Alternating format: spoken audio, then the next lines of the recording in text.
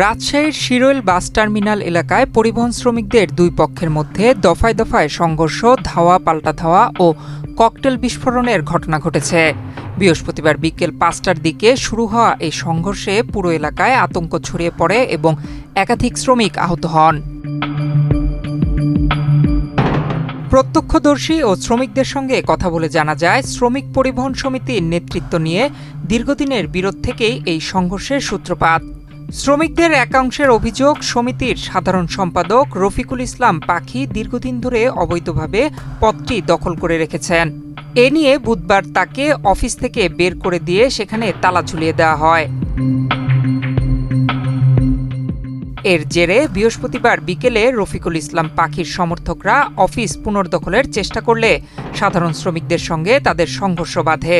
Extreme মশার coil plant fibre দিয়ে তৈরি, তাই সহজে ভাঙে না, সুগন্ধিযুক্ত ও নিরবিচ্ছিন্নভাবে জ্বলে। ডেঙ্গু, চিকুনগুনিয়া বাহি সহ যে কোনো মশার বিরুদ্ধে দেয় এক্সট্রিম সুরক্ষা। এক পর্যায়ে উভয় পক্ষ দেশীয় অস্ত্র নিয়ে ধাওয়া পাল্টা ধাওয়ায় জড়িয়ে পড়ে এবং কয়েকটি ককটেল বিস্ফোরণ ঘটে। সংঘর্ষের সময় টার্মিনাল সংলগ্ন বেশ কয়েকটি দোকানেও ভাঙচুর চালানো হয়। বর্তমানে দুই পক্ষই আলাদা অবস্থান নিয়েছে।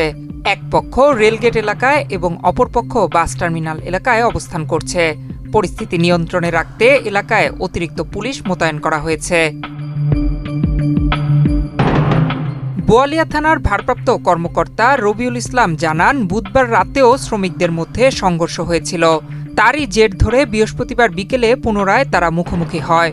পুলিশ দ্রুত ঘটনাস্থলে পৌঁছে পরিস্থিতি নিয়ন্ত্রণে আনে এবং বর্তমানে পরিস্থিতি স্বাভাবিক রাখতে কাজ করছে।